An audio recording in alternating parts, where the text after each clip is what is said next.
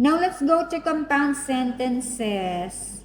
So yesterday, our topic was simple sentences, right? Today, we will talk about compound sentences because on Friday, in your writing test, you have to use both simple and compound sentences. Okay?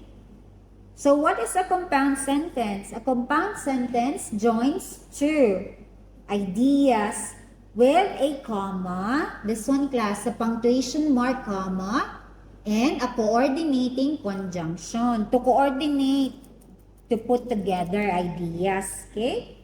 So what are they? The most common conjunction, coordinating conjunction is the word and, okay?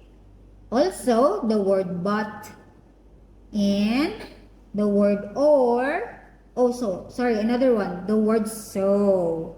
These are coordinating conjunctions. They are used to put together to connect ideas in one sentence. Okay? Why compound sentences? Because there are two ideas you are joining together in one sentence. So we use and to make additional, okay, to put together additional or similar ideas. We use but when we have two contrasting or opposite ideas. Okay? We use or if there are options, okay, A or B, boy or girl, okay? And then we use so when we want to talk about a result, okay? Structure.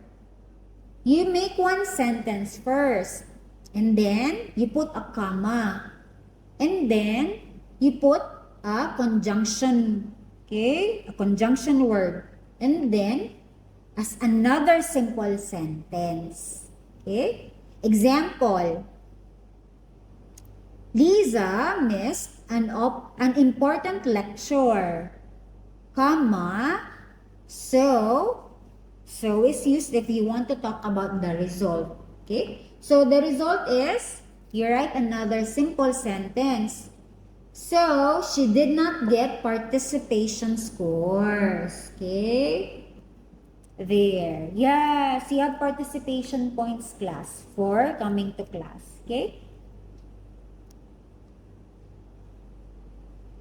Another example.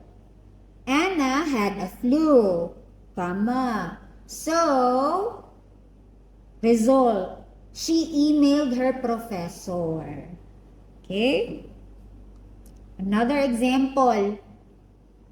Michael's laptop stopped working, comma, and he sent a photo to his teacher. So, the second sentence is an additional to the first sentence. That's why we are using the word and.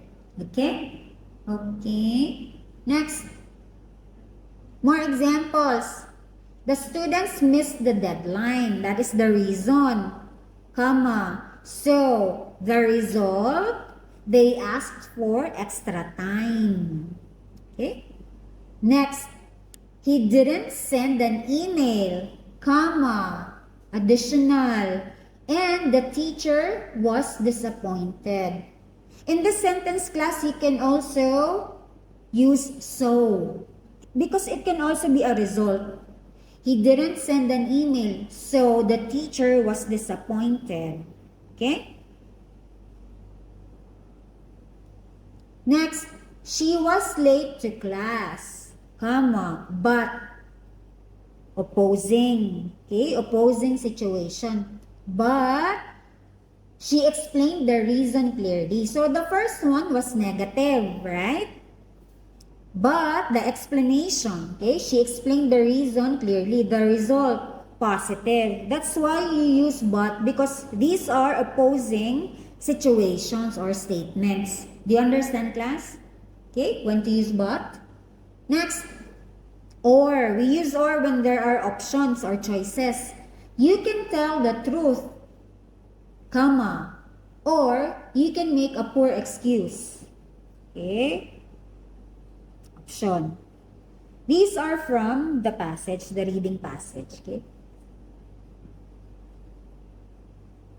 Okay. Class, do you have questions? No? Okay, we still have time. Please answer the exercise, the following exercise.